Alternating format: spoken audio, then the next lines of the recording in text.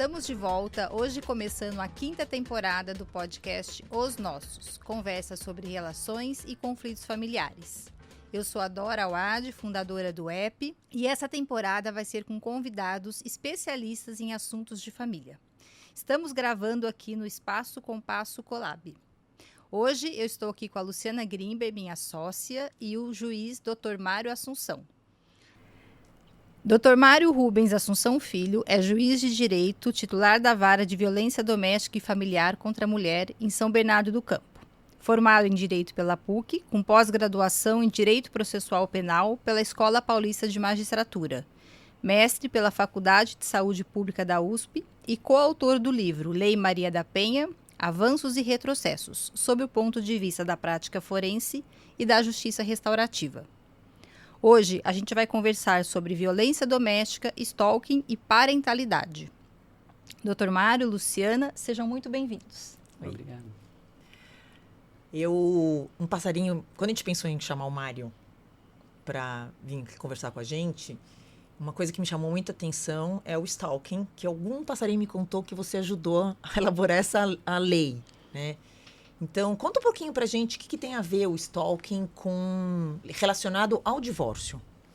Bom, me chamaram para fazer um estudo sobre o crime de perseguição, que na verdade é o stalking, né, uma palavra inglesa. E a primeira vez que eu tive contato com isso foi minha filha que me fez. Porque logo que ela começou a ter uma página do Instagram, um perfil, ela me pediu que eu curtisse todas as fotos dela, né? Porque ela tinha que ter número de curtidas. Ela era jovenzinha e tal, e eu fui curtindo, né? Só que eu não parei, né? Eu curtia. Ela tirava a foto, eu curtia. Até que um dia ele chegou e me falou assim, ô pai, para de me stalkear. Eu falei assim, mas o que é isso? Eu nunca quis isso pra você, minha filha, né? E daí ela veio e falou que era tipo assim, você fica me perseguindo, você quer o quê com isso? Não, eu falo, então tá bom, então é meio. Então, algumas eu curto, outras não, eu posso fazer assim? Posso. Então as que eu achar legal eu curto. Daí, então, eu ficava nos 50%, né? E daí, quando eu fiz parte do FONAVID, que é o Encontro Nacional dos Juízes de Violência Doméstica, né, o Fórum Nacional dos Juízes e Juízas de Violência Doméstica, eu entrei na questão lá de grupos sobre o legislativo, né, sobre a criação de leis. E nós tínhamos várias pautas a respeito disso, e uma delas era o crime de stalking, né? O crime de perseguição. E já estava há 10 anos em trâmite esse delito, né? E que não saía. Inclusive, era o capitão Assunção, que teve uma questão aí recente a respeito de prisão, né? Mas ele foi o primeiro a apresentar um projeto de lei para cuidar dessa questão. E eu fui estudar o que era. E daí eu comecei a entender um pouquinho o que era isso. E dentro do FONAVID, eu fiquei depois como diretor do FONAVID, e uma das minhas missões era exatamente pôr em prática algumas das nossas ideias. Então a gente redigia, fazia algumas proposituras, e íamos conversar na Câmara, no Senado, para mostrar o que nós tínhamos feito de estudo. E foi interessante que a primeira legislação sobre stalking veio dos Estados Unidos, né? Rebecca Schiffer era uma modelo, uma atriz muito nova, tinha 22 anos, e ela acabou sendo perseguida. Aquele que matou ela, ele a perseguia e conseguiu o endereço dela nos registros de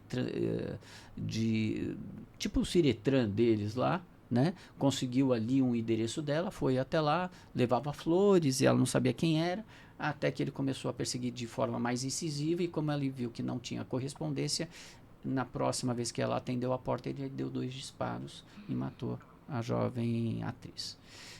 E daí de lá começaram a fazer os estudos e criaram lá na Califórnia o primeiro tipo penal a respeito de perseguição. E aí foi indo. E eu trouxe muito do que estava sendo escrito também em Portugal, né? Me baseei muito nos estudos de lá, e eles começaram principalmente a fazer um estudo sobre coping. O que é coping? Coping é o que a pessoa que é vítima de perseguição ela pode fazer. E o que não pode fazer. O que não se deve fazer. E o que não se deve fazer é enfrentar o perseguidor, né? Você também não deve arrumar gente da família ou vizinhos para bater nele, né? Para fazer alguma coisa, porque ele não recebe isso com a informação que nós receberíamos normalmente. Aquele que persegue, ele acha que a pessoa está de uma forma ligada a ele ainda, ou ligada de alguma forma a ele. Seja vários tipos de perseguição, né? Tem perseguição de ídolos, tem perseguição de uma pessoa que você nem conhece e a pessoa começa a te perseguir, e tem a perseguição daquelas pessoas íntimas a você, que é ex-marido. Então, é maior? Assim, sim. É maior o número em questão de divórcio ter esses stalkings? Então, daí eu comecei a fazer o estudo. Eu gostei tanto que eu fui fazer o meu mestrado a respeito disso. E minha tese é exatamente essa, né? Perseguição. E daí eu fui analisar 500 processos. Eu analisei 500 processos, li 500 processos. E eu fiquei estarrecido em saber que desses 500, mais ou menos 100 era de perseguição. E não tinha ainda nem o tipo penal. Nossa. E daí eu comecei a identificar o fenômeno social que é da perseguição. E ele surge muito comum a partir do divórcio. Eu até faço nos meus estudos uma certa brincadeira, um paralelo com aquilo que a gente tem de pega-pega, sabe? Daquela brincadeira de pega-pega, né? Imagina você brincando de pega-pega, é a vez do pegador a outra pessoa, e ele começa a correr atrás de você, e você sai correndo, né? E uma hora você se cansa de correr e fala assim, parou a brincadeira, não quero mais brincar. Mas a pessoa fala, não quer agora continuar. Vamos continuar brincando, eu vou continuar te perseguindo. E ela, não quero mais. E daí ele insiste nisso. Então a perseguição, ela começa exatamente quando a outra fala, não quero mais. É o trigger para ele chegar e falar, não, agora que eu vou perseguir até o final. Porque na verdade ele acha que a pessoa ainda quer estar com ele. Né? Então, aí no divórcio tem essa história. Ela quer continuar casada comigo, ou eu quero continuar casada com ela, é isso? Aquela história do não é não, né? O não pro perseguidor é sim. Né? Ela tá só fazendo um tipo, na verdade nós somos feitos um pro outro. E daí vem toda essa história do machismo e do romantismo, sim, que é muito presente no perseguidor. O perseguidor é um romântico, na verdade, né? Ele entende que aqueles laços são para a eternidade, são para sempre, né? Que eles foram feitos para o outro, que nada pode se dissolver, e aí mistura um pouco a religião, porque a religião fala disso, né? Que o vínculo matrimonial não é para nunca se romper. Só que daí tem uma série de situações, porque ela não tem mais o que dizer. Ela fala assim, não quero, e ele entende que isso não quero. Então, como é que fica?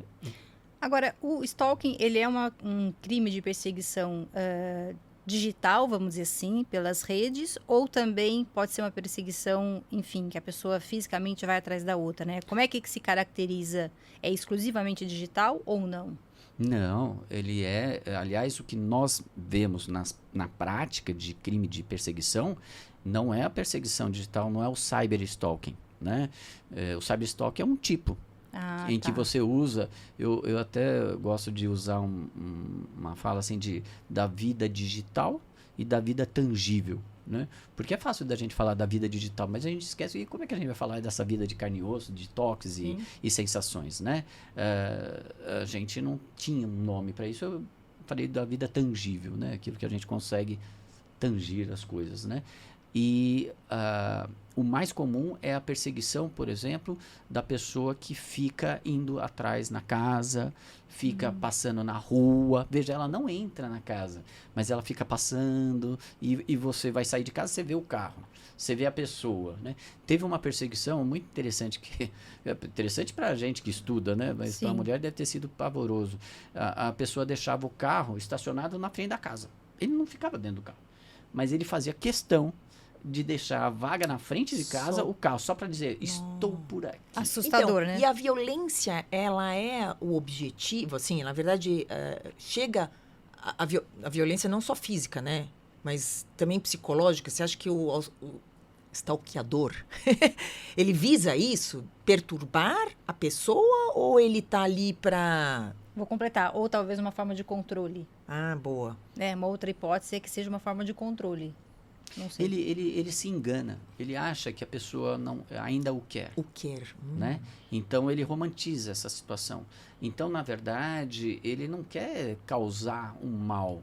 Né? Ele não quer causar uma violência psicológica, né, na pessoa. O que ele tenta fazer? Ele tenta se aproximar, porque ele não consegue viver sem ela. Né? Então, e o maior a dependência número dele, né? Ele acha que a outra vive sem ele, mas a dependência dele. Eu quero viver com essa pessoa. Exato. E daí ele começa a se inserir, ou tenta se inserir na vida dessa pessoa, né?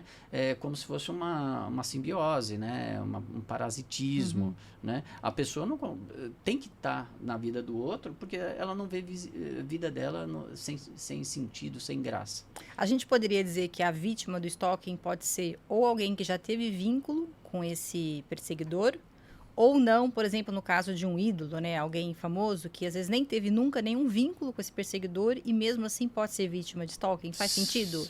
Essas duas categorias, sentido. Vamos dizer assim? Nós tratamos assim do tipo de perseguidor, né? Então nós temos aí 5 tipos, né?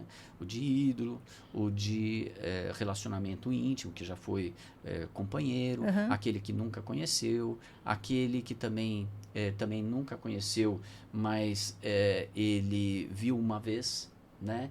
Então, por exemplo, é a pessoa que... Fez conexão, né? Fez conexão. Foi na padaria e a pessoa sempre está tomando café na padaria. E ele começa a achar que existe uma relação ali, porque ele constrói isso, né? Ele na cabeça dele.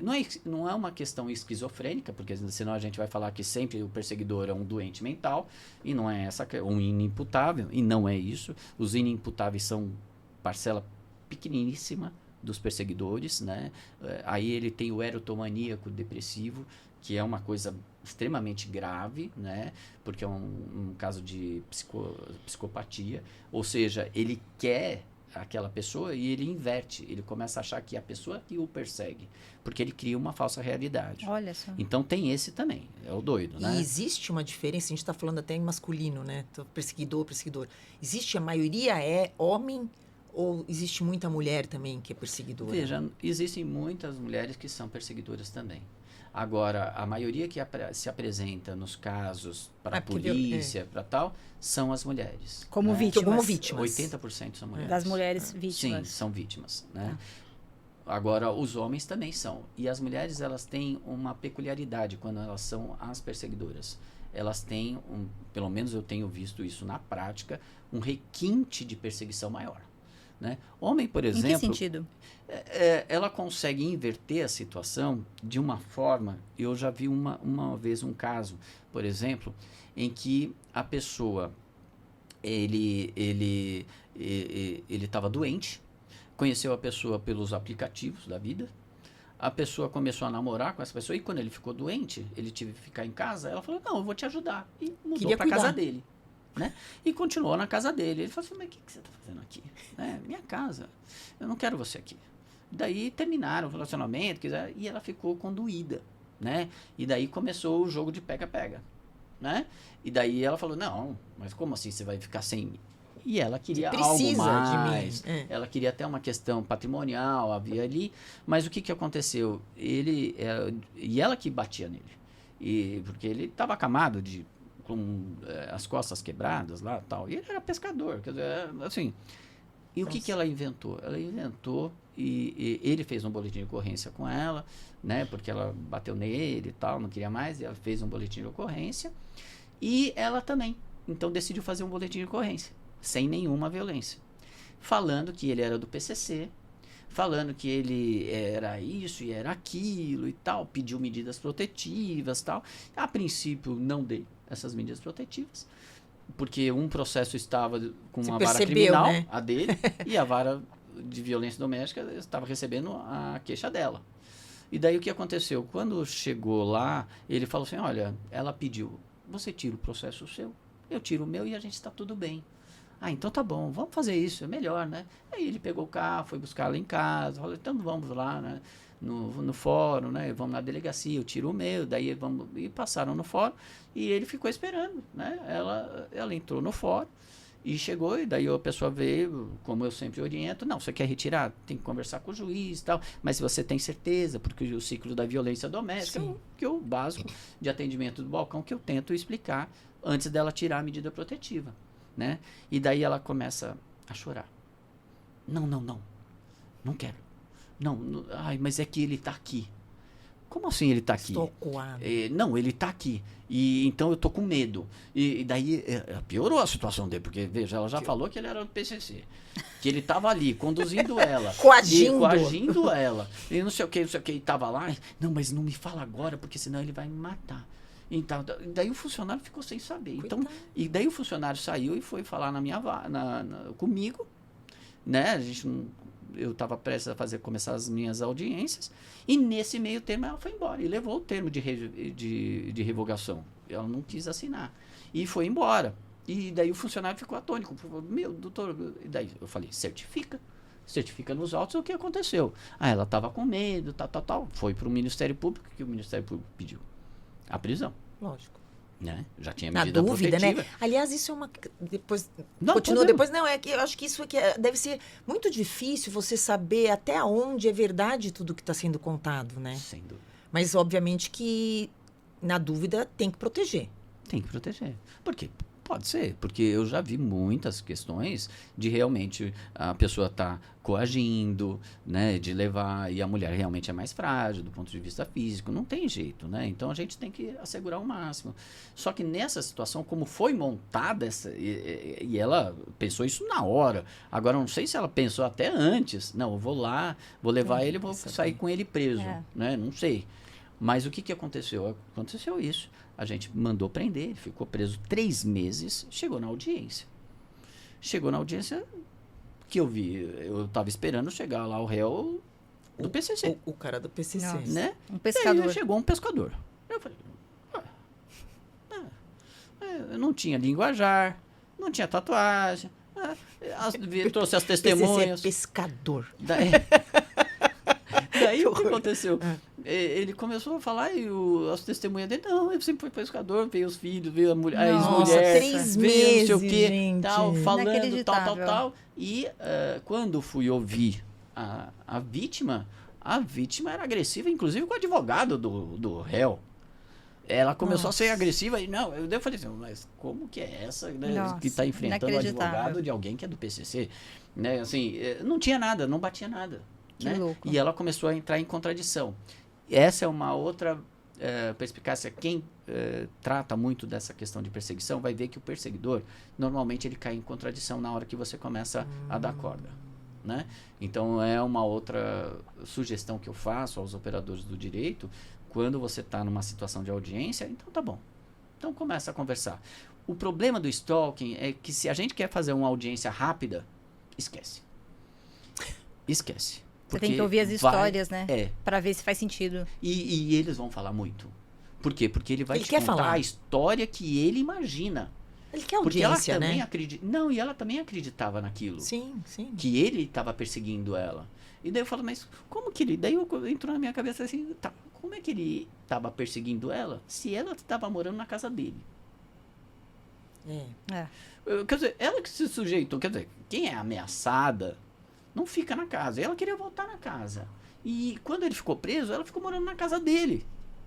E estava quase conseguindo, inclusive, mostrando a partilha de bens, não sei o quê. União ia conseguir estável. até a casinha, que era lá no litoral. Nossa, que... Então, nós temos essa situação. Então, veja, às vezes a mulher... Homem não tem essa sofisticação não. para inventar a Não história. vejo. O que o homem faz? Ele vai no portão. Por quê? Porque ele é quer o machista. amor. E ele é machista, ele é o rompedor, ele é o galanteador, ele é o príncipe.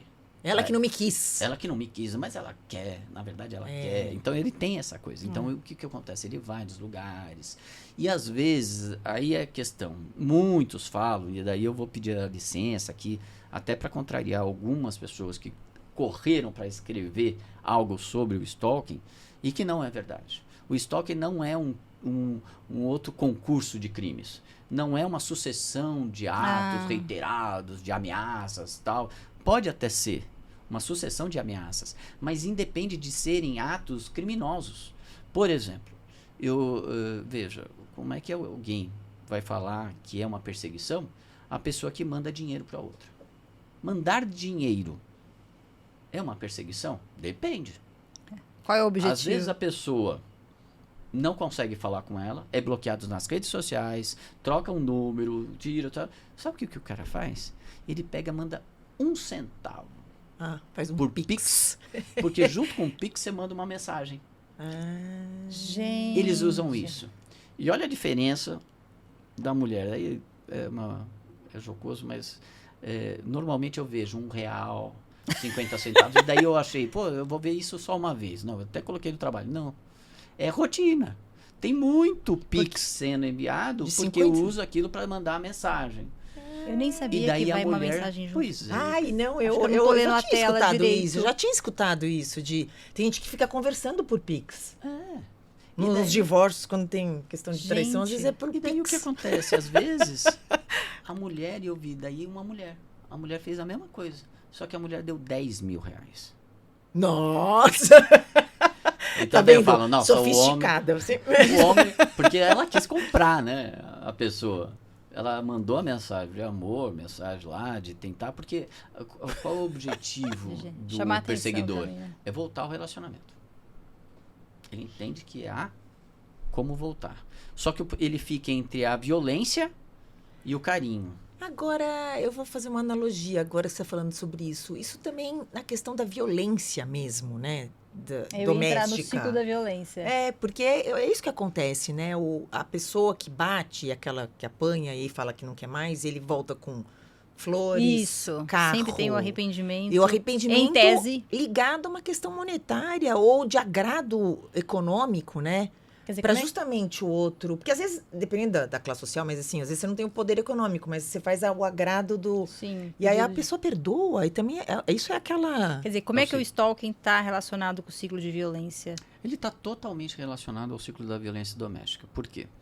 Porque além dessa situação dele jogar muito e falar assim, eu amo muito, eu faço de tudo, eu estou em todos os lugares, que, por exemplo, um stalker gosta de fazer. Ele gosta de ficar no portão com chuva.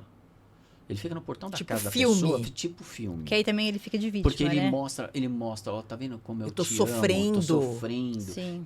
Essa sofrência é impressionante. Que horror. Né? Eles chegam a falar na audiência e falam assim, olha, não, eu nunca mais vou olhar, tal, apesar de eu saber que nós fomos feitos para sempre. Né? Apesar de que ela é a mulher da minha vida, que não sei o quê. E ele fala, né? O que acontece na violência doméstica? Então vamos lá do ciclo da violência doméstica. O que é o ciclo? Tem 3, normalmente se fala em 3 estágios, né? O primeiro seria a fase da tensão, a segunda fase é da explosão, a terceira é da lua de mel. Né? E daí eles começam todo o ciclo lá, porque não se conversa, e aí é muito interessante, eles não se conversam sobre os problemas de fundo do casal. Né? O que trouxe? Porque cada um vem de uma família e você tem a sua visão do que é uma família, do que é um relacionamento, mas dentro disso você também traz o que você viu de errado dentro da sua família. Seu pai falando alto, sua mãe cabeça baixa, ou ao contrário. Então cada um traz. E existe um choque na hora que essas duas pessoas se encontram. Né? E isso tem que ser conversado sobre a questão do fundo, né? Então, quando eu trabalhei na mediação, a gente trabalhava nessa questão. Você não pode ficar só no que as pessoas estão dizendo. Você tem que entender o que está a causa, né? A causa, né? E o que acontece? E daí a causa não conversa, e daí você fica nesse ciclo. Porque chega na lua de mel e fala assim, por que eu vou começar tudo? Bom, mulher é tudo igual, homem é tudo igual. Então, por que eu vou escolher outro? Então, eu vou continuar no mesmo relacionamento, a gente acerta as coisas e fica tudo bonitinho. Aí nasce os filhos. É na lua de mel que nascem os filhos. E daí eles começam e continuam nessa... O problema desse ciclo da violência doméstica é que ele é em espiral, diz a Valéria Scarance, né? Sim. Ele é em espiral, porque essa violência, essa explosão, na hora da explosão, começa com xingamentos, depois vai com insultos, depois vai com ameaça, depois com lesão corporal, até chegar no feminicídio.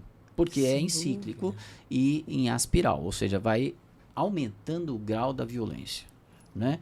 Isso aí já é comprovado, vários estudos a respeito disso. Só que para o homem, por incrível que pareça, a gente acha que o homem é mais simples, né? No pensamento, nas coisas. E o ciclo dele é mais complexo. Por quê? Porque depois da tensão, quando ele tem tensão e explosão, quando ele explode e acaba cometendo alguma violência, né, explícita, ele é denunciado, né? Aquilo chega à tona. Não, então temos que terminar o relacionamento, tal, o que você fez comigo, tal. E ele começa a falar, mas eu não fiz nada. Então é a fase da negação. Então ele tem uma fase da negação. Eu não fiz nada. Então muitas vezes ele vai chegar no escritório do advogado e fala assim, eu não fiz nada. E daí não é que ele está querendo mentir pro advogado, é que na verdade ele vê que aquilo, né, é só um empurrão, né? Então assim, eu pergunto, você deu um soco na pessoa? Você deu um soco na sua ex-mulher? Não, eu a empurrei. Mas como é que você empurrou? Daí eu começo, né, a tricotar um pouco com eles, né? Como é que foi? Não, eu fiz assim. Daí ele começa a mostrar o braço dele, né, indo em direção ao corpo dela. E daí, mas será que o senhor não acertou um pouquinho o canto? Ah, pode ser. Daí ele começa a fazer.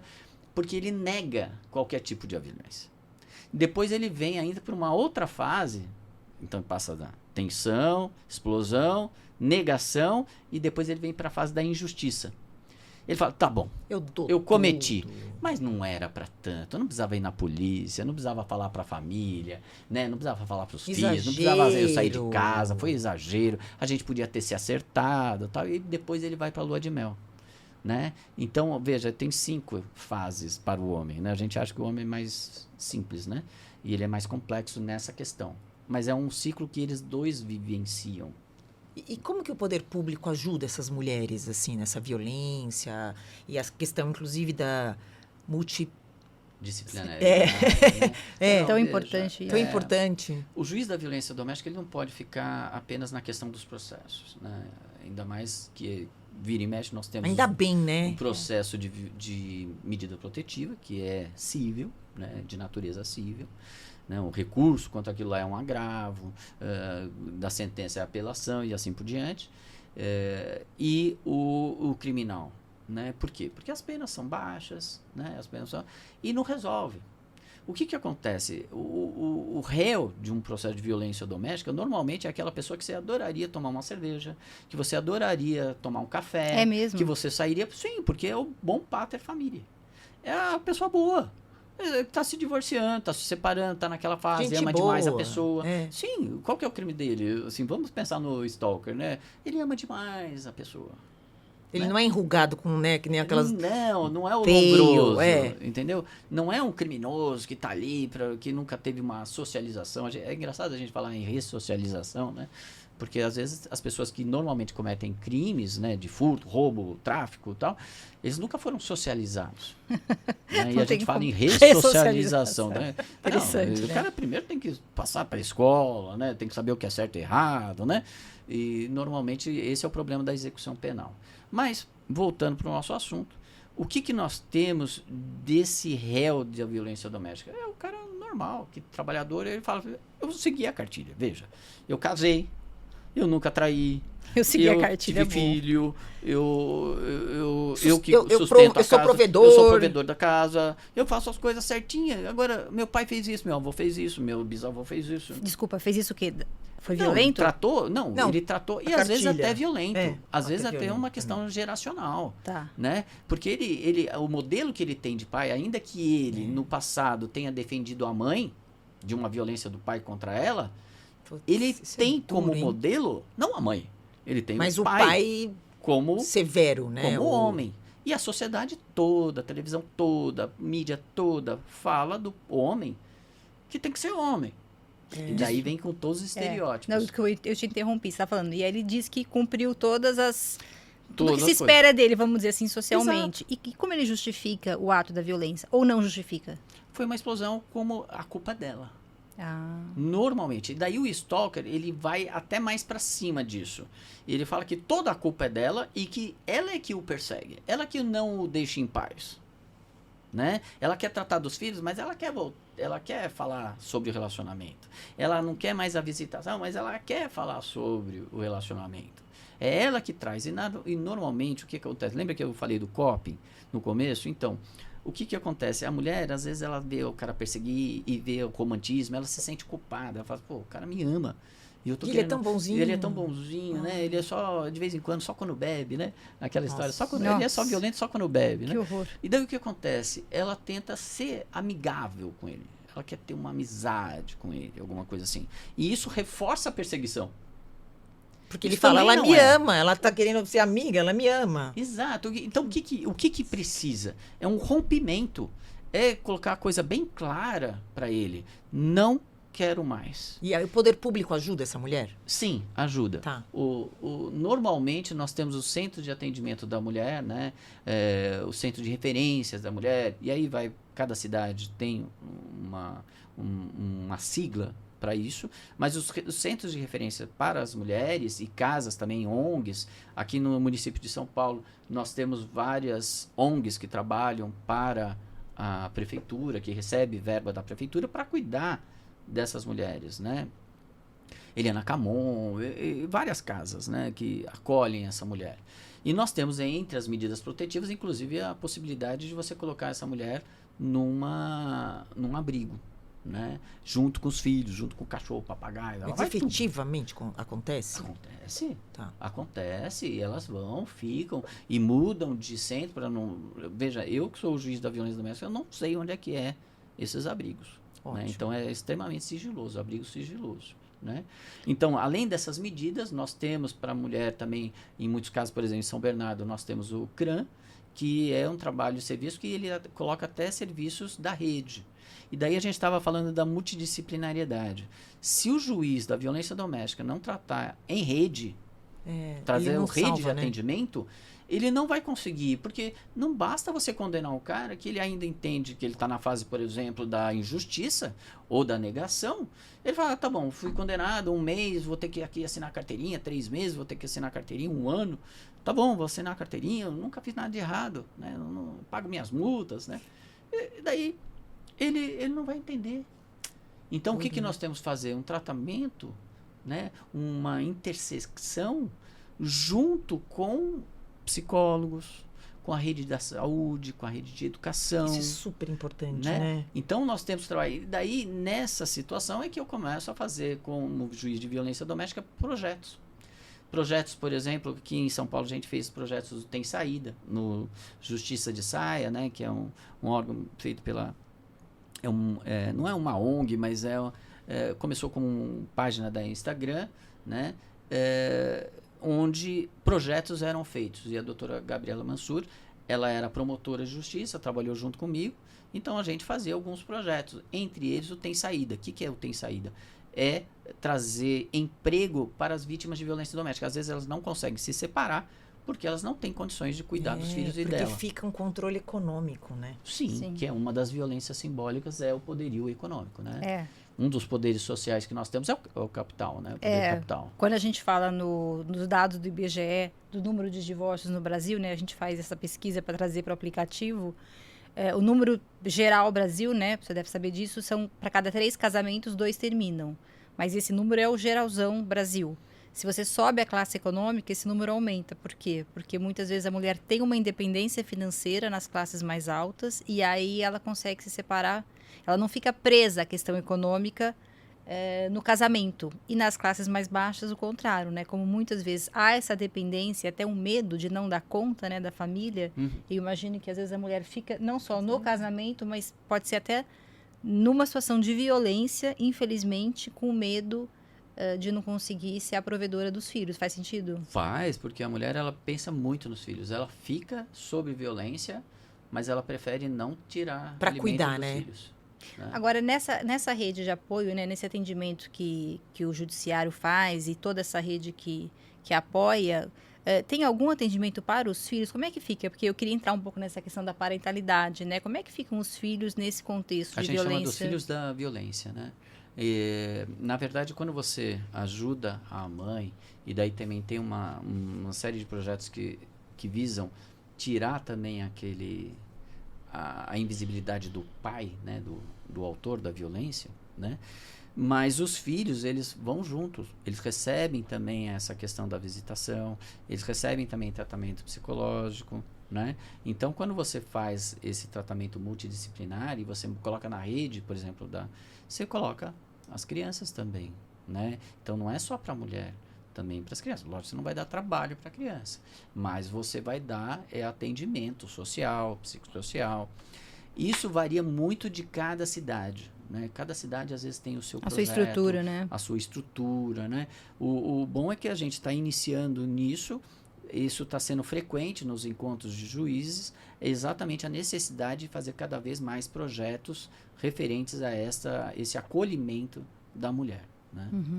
Tá. A gente, quando fala também, né, do uso do aplicativo, dos nossos, a gente fala principalmente para os casais que têm dificuldade de se comunicar, né? Então, para garantir uma parentalidade efetiva, a guarda compartilhada e esses filhos serem cuidados, para os pais que não conseguem se falar ou que brigam toda vez que falam, mas também no contexto de violência doméstica, né? Mas tem um ponto super delicado se a comunicação dos pais pelo aplicativo poderia, de alguma maneira, romper a medida protetiva. Claro que depende da medida protetiva, porque algumas são mais restritas, né? E outras não tanto. Como é que o senhor vê isso? Será que tem a possibilidade de haver uma comunicação? Claro que depende do caso, mas de maneira geral, ou a gente pode colocar a mulher em risco se ela se comunicar por um aplicativo, seja os nossos ou outro? Não, só os nossos, não outros. Ótimo. Não, porque assim, a verdade é, assim, meu sonho de consumo, de verdade, quando a gente, né, a Dora criou o aplicativo e eu entrei nessa aventura com ela, é justamente poder dar a essa pessoa a comunicação, a possibilidade de comunicar com o outro, porque como é que ficam esses filhos, né? a nossa preocupação que a gente chama os nossos, porque a gente tem que tomar conta dessa turma que a gente tem que tomar conta. Então, assim, poder falar sobre assuntos importantes é fundamental, mas também assegurar aquela que sofre a violência para ela também se prevenir. Só que acaba se misturando, né? Porque quando você tem a medida protetiva, aí não pode nem ver e nem falar. Mas tem coisas que têm que ser discutidas, né? Um filho que está doente, alguma questão da convivência, e o que você... alimentos, imagina. Sim. Só. E aí a gente queria saber como que você acha que o aplicativo pode ajudar, e se pode ajudar, e se de repente essa comunicação pode violar essa ordem de não falar, né? A pergunta geral, um pouco assim, se faz sentido ter uma ferramenta para que esses pais se comuniquem para falar da parentalidade, mas a gente tem que tomar muito cuidado para que essa mulher não seja mais vítima estando nesse contexto, né? Então, como é que a gente cuida dessa mulher? Ou que não vira um Pix, né, também. A pessoa usa essa ferramenta para continuar a violência. Veja, nós temos, quando a gente fala em suspensão do direito de visitas, daí não tem realmente nenhum tipo de contato. Mas enquanto você dá a medida protetiva para que ele não se aproxime nem fale com a mulher, né, não entre em nenhum tipo de contato, é uma das medidas protetivas, você até autoriza para que as visitas sejam feitas, ou o envolvimento do pai com a criança, né, para não perder o vínculo, seja feito através de terceiras pessoas. Então, por exemplo, pessoas da família, que já indicados, vão lá, buscam a criança, levam e assim por diante. Elas acompanham essa convivência? A terceira pessoa? Então, essa terceira pessoa, o que acontece? E esse é o que nós vemos na prática, né? O que acontece? Ela vai falar, você viu que ela mudou de endereço? Ela tá bem. Porque, de uma certa forma, ele vai querer saber, às vezes, o que está acontecendo. Se ele não consegue esquecer, se ele tem uma questão de ainda querer o envolvimento e tal, ele vai querer, de uma certa forma, mas ela estava bem? Você viu e tal. Então, de uma certa forma, existe uma troca de informações, né? E aí nós estamos falando de linguagem através de uma terceira pessoa, ao olhar dessa terceira pessoa, né? Quando nós, então, exigir e quando tem filhos, você evitar qualquer tipo de conversa, aí conversa no sentido de linguagem, fica complicado, veja, qualquer né? mensagem vai chegar. Mensagem dele para ela ou dela para ele vai chegar através de uma pessoa interposta. Então, eu acho que, da mesma forma, um aplicativo ele pode fazer essas vezes, né? Por exemplo, você não precisa chegar para sua mãe que vai buscar o filho e tem medida protetiva e perguntar, olha, como é que vai ser as férias? Né? Como é que vai ser? Tá precisando de mais alimentos? Como é que vai ser essa conversa? Você vai perguntar, ó, pergunta para ela se ela precisa. Daí fica um telefone sem fio. Né? E, em geral, desculpa, alguém de uma das famílias Que está contaminado pelo outro, né? que tem uma visão Sem dúvida. parcial do seu então, familiar. neste sentido, veja, como é uma questão muito nova, né, que vocês estão me trazendo, eu, como juiz, eu autorizaria. Por quê? Porque eu acho que esse terceiro, que é o aplicativo, ele não traz essa carga emocional. Ele é mais neutro. Ele é neutro. E, além de ser neutro, ele estabelece limites Objetivo, daquilo que vai se conversar. Sim. Né? É tipo assim, sim, não.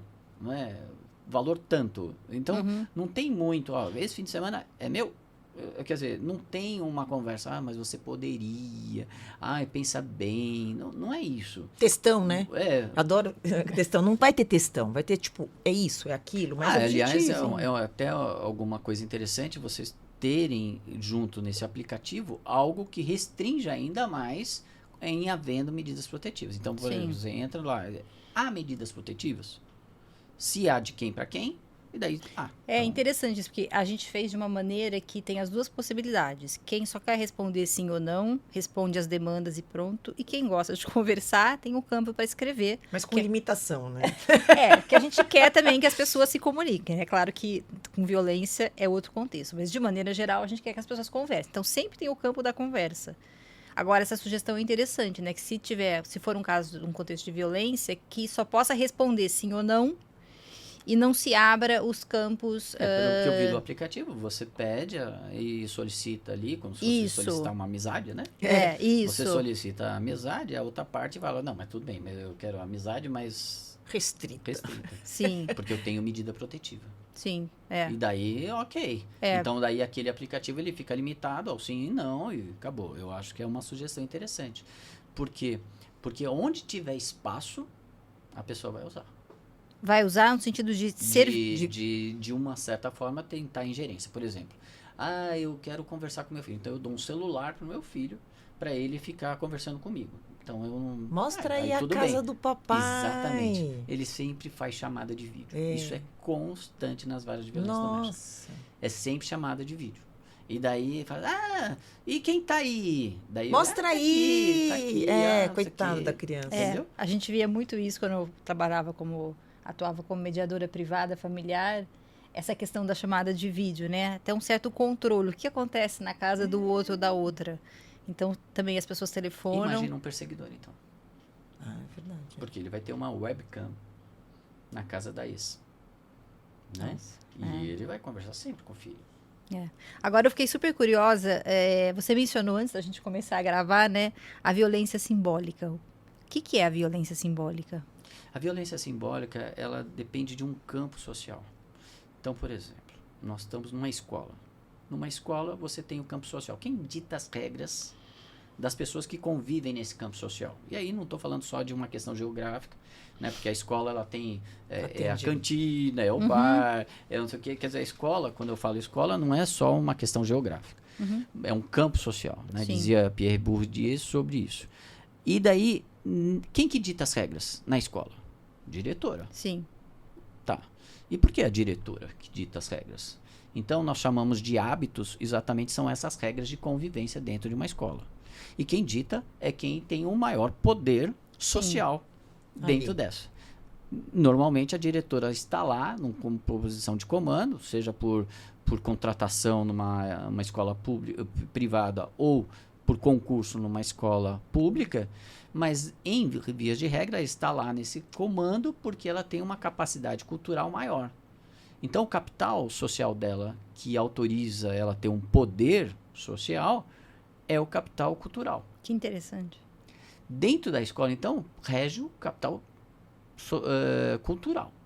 Então, quem determina as regras, ou como que vai ser aquela escola, se ela vai estar mais afeta aos esportes, ou para a cultura, né? Vai ser o comando da diretoria, que vai ter a diretora, a vice-diretora, as coordenadoras, tal. E cada um tem a sua pirâmide dentro da... Mas sempre vai ter uma classe social dominante e uma dominada. Então, por exemplo, os alunos, dominada. né? Mais na escola pública, né? Na escola particular, né? Eu estou pagando, né? Então daí fica uma coisa mais complicada. Sim. Mas via de regra, nós temos os alunos, os serventuários, os professores, que não são coordenadores, eles estão sobre a égide daquelas regras estabelecidas pela classe dominante, que são as coordenadoras E a diretoria. e a diretoria da escola. Isso é muito tranquilo. Agora, quando que está uma violência simbólica? Quando esse detentor do poder que se sobrepõe aos demais, porque todo mundo tem poder, né, simbólico, Sim. né? Uns mais ou menos, social, cultural, aquele que é muito amiguinho de todo mundo, ele tem um poder. Sim. Mas não para ditar as regras dentro de uma escola, né? Quem dita é porque cultura, diretora, beleza. Mas quando que tem a violência simbólica? Quando ela é ditatorial. Ela usa esse poder e abusa desse poder para limitar a liberdade e a vida das pessoas. E, né, não, menina não pode vir aqui de calça. Né? Menina, o homem pode qualquer coisa. Daí ela está o quê? Agindo de forma violenta contra as meninas, contra as alunas da escola. Né? Ah, não, professora de educação física não pode ser. Né? Por quê? Ah, porque não pode. Você vai dar aula de geografia. Porque aqui eu só quero professores homens, por exemplo. Uma violência de gênero praticada pela diretoria. Daí ela é uma violência simbólica. Ela não está colocando uma ameaça. Ela não está falando, ó, se você não voltar a dar aula de geografia, eu te mato. Não está fazendo isso. Você está numa estrutura de poder, de hierarquia, né? Exato. Essa violência. Porque, e ela é tão interessante porque ela é auspiciosa, ela é muito velada. E tão é velada porque a diretora que falou que não posso usar saia. Né? As meninas não podem usar saia. Por quê? Porque a diretora mandou. Eu lembrei, Então, desculpe, não, eu lembrei agora de alguns casos que tem até documentário e tal, sobre treinadores de esportista, de grandes atletas. Também tem uma violência simbólica nesse contexto. O treinador é o chefe da equipe da delegação. É quase um temor reverencial que você tem a pessoa e a pessoa abusa disso. Desenterrou o temor reverencial na faculdade de Direito. E o que acontece? Por quê? Porque a pessoa que está nessa essa classe dominada, ela se sujeita e dá valor àquilo que está sendo vindo da violência da classe dominante. E que pode desencadear até um assédio moral nisso, né? Sim, tudo. Por quê? Exatamente. Porque você se coloca numa posição de sujeição, enquanto que o outro abusa disso. E daí nós podemos trazer para a família. Quem é o detentor deste poder? É quem às vezes tem o capital, dinheiro. Então deixa de ser o capital cultural para ser o capital financeiro, né? Econômico. E daí ele vai ter um poder. E ele pode abusar disso? Sim. Fala, não, você não vai separar, você vai viver do quê? Você quer sair, tudo bem, mas você vai sair sem os filhos. Porque a gente não vai tirar eles da escola, não vai tirar... Ou a pessoa que tem muita autoridade, né? Que pode ser o pai ou a mãe. Pode ser pela força. Pode ser pela força. Às vezes o cara... É engraçado e triste ao mesmo tempo, mas a pessoa chama normalmente a mulher e xinga ela de vagabunda. Né? É o xingamento mais comum que eu vejo nas varas de violência doméstica. É o vagabunda. E por quê? E normalmente ela é que trabalha e sustenta a casa. E é contraditório. A gente já vê a frustração dele aí, né? Exato. E não ser o provedor e atacar em função disso. Isso. E daí você vê, mas qual é o poder dele? É força? Física mesmo. Força física. Porque ele pode bater. Que triste. Ele pode trancar as pessoas. Ele fala alto. As crianças tremem quando ele fala. Então, o que acontece? Nós temos, então, poderes simbólicos e a violência simbólica se faz com sujeição da classe dominada dentro de uma família, dentro de uma escola, naquele dentro contexto, de uma delegacia, dentro de um fórum, dentro de um clube. Porque a pessoa é uma autoridade ali, né? Então, e ela se torna autoridade pelo exercício do seu capital social. Agora, quando ele abusa desse capital social e ditando as regras, aí é que nós temos a violência simbólica. E o stalking, ele tem por base o machismo, que é o que autoriza o homem a falar, não, mas eu como homem não posso ser largado. Olha só. Eu como homem não posso, eu amo ela. Eu a amo. Então, como é que eu vou... Assim, não, você não se separa de mim. Que Deus uniu, ninguém se separa. Então, o que E acontece? até às vezes o cara nem é tão legal assim, mas o fato dela ter tomado a decisão de sair desse relacionamento já o deixa nessa posição do tipo, como assim? E Exato. isso independente de classe também, porque isso eu Independente também via, de classe. eu via muito na mediação também, Sim, independente essa de mesma classe. postura. Então, a violência simbólica, ela se perfaz em relação à violência doméstica exatamente com base no machismo. O machismo é que dá um poder ao homem de falar por último, de falar, então, quando o homem fala, todo mundo escuta, né? Então, por exemplo, ele fala... Chefe da família, Então, né? o chefe da família. E daí ele tá lá, e ele pratica vários atos reiterados, por exemplo, esperar a pessoa sair da academia. Ainda fala, o que você está fazendo aqui? Não, a rua é pública. Eu tô aqui. E daí ele tá. E daí o que autoriza ele aí? Porque o não é não, o não é sim, né? Ele tem essa confusão. Então ele acha que ela tem que persegui-lo.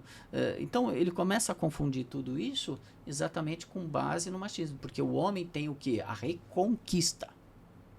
A mulher que é abandonada pelo marido, Parte para né? outra. Ela tem que partir para outra, porque não é dado a ela o direito de tentar de todas as formas se reconciliar. Quais são as armas da mulher que, por exemplo, o cara troca a mulher por uma mulher mais nova? O que ela tem para fazer?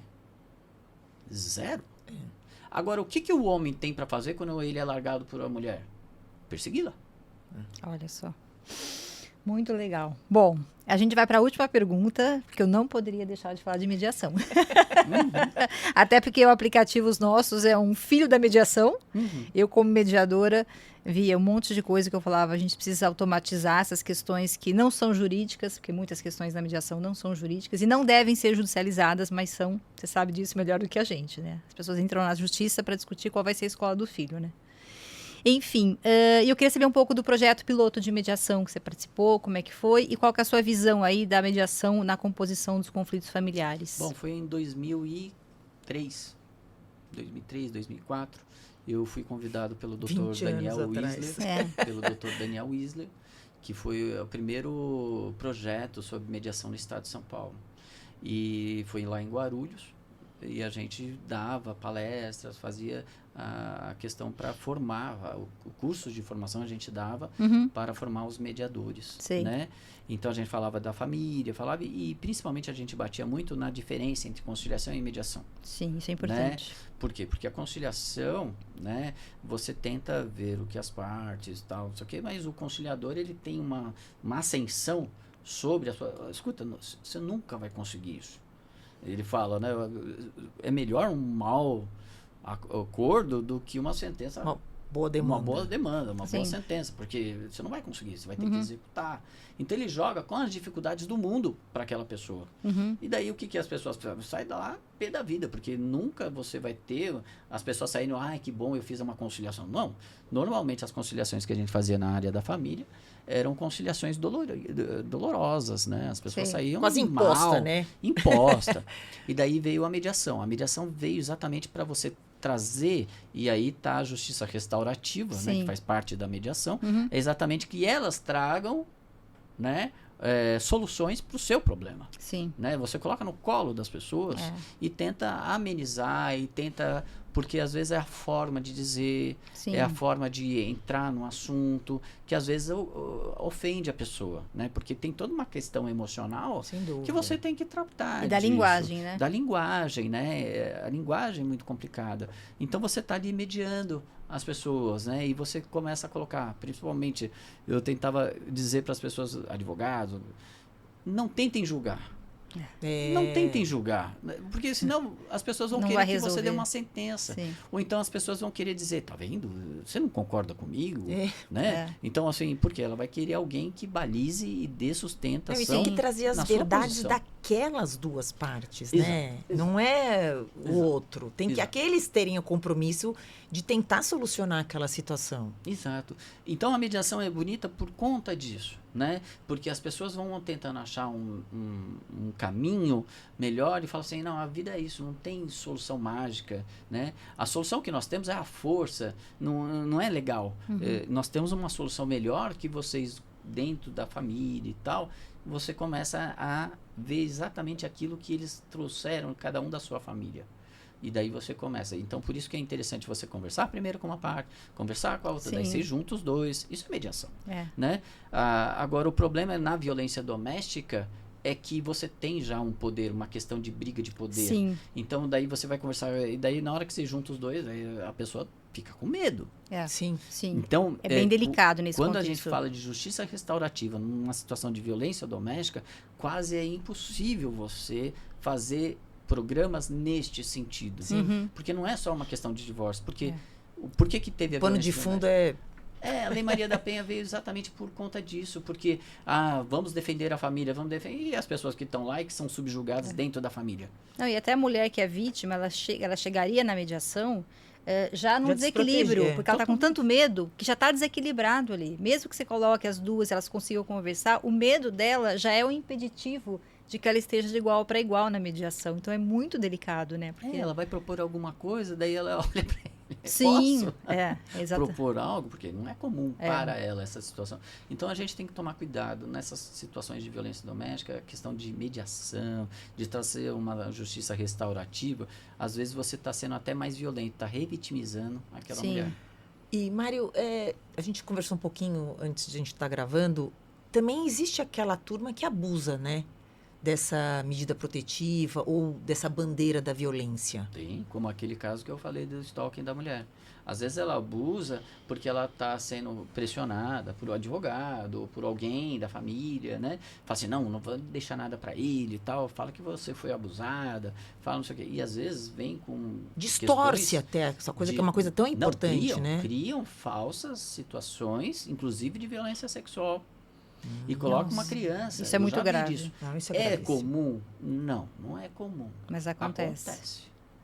E daí você, como julgador, como membro do Ministério Público, como advogado, você tem que estar atento a isso. Tem que tomar muito cuidado. É o que a gente fala. É.